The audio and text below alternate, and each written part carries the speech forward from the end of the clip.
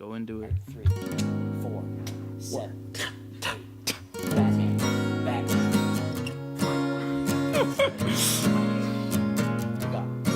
What type of signature is this?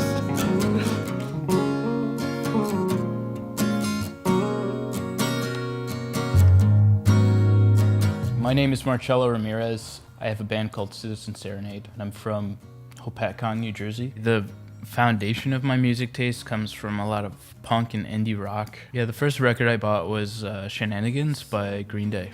I was always a fan of, I don't know, living that rock star life. It's sort of like every kid's dream to be that. It was my freshman year of high school. I was actually getting off the bus and listening to Longview by Green Day. That's the riff that got me into bass.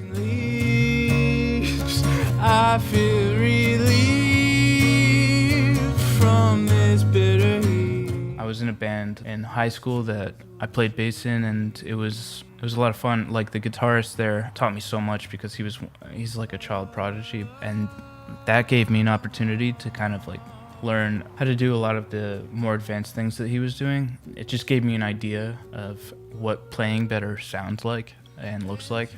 And so that's part of my growth as a musician. Into this desolate dream through the cracks in the ceilings.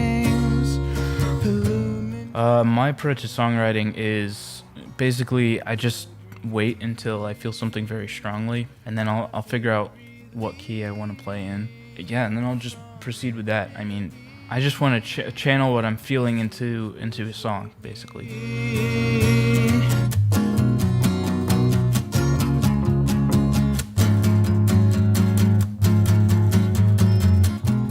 I take a lot of inspiration from my own life and just basically like certain moods, I guess. I try to read my own mind, take all the thoughts that are jumbled up there, put them on paper, and try to write like a riff that might express that, whatever it is. I feel like I'm in a point in my life where I'm transitioning to becoming an adult into the real world, I guess. I just graduated college, and that inspires me. I mean, there's so many opportunities that I can take. Not only that, but I mean, like, personal relationships, always inspiring to me because of things that you can't actually say, you could sing.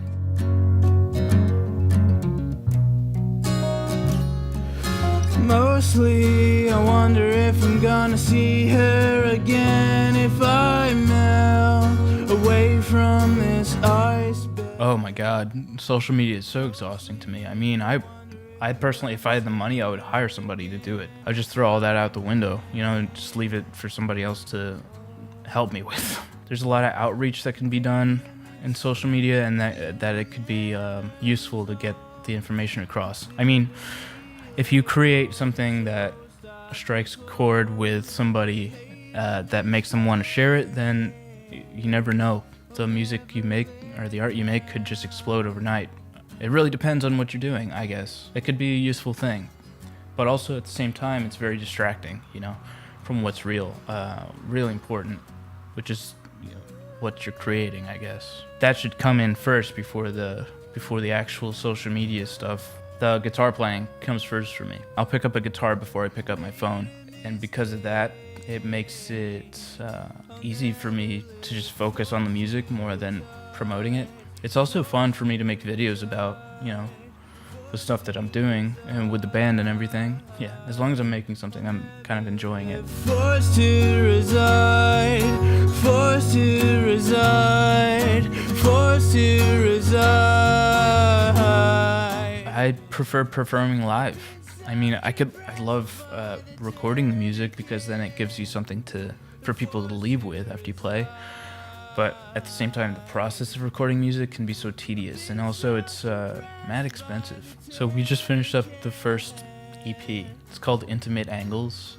The 3 songs we just listened to are the 3 songs on the EP, and I'm going to release it very soon. It's going to be on pretty much whichever your preferred streaming services, like Spotify, Apple Music, Tidal, SoundCloud probably.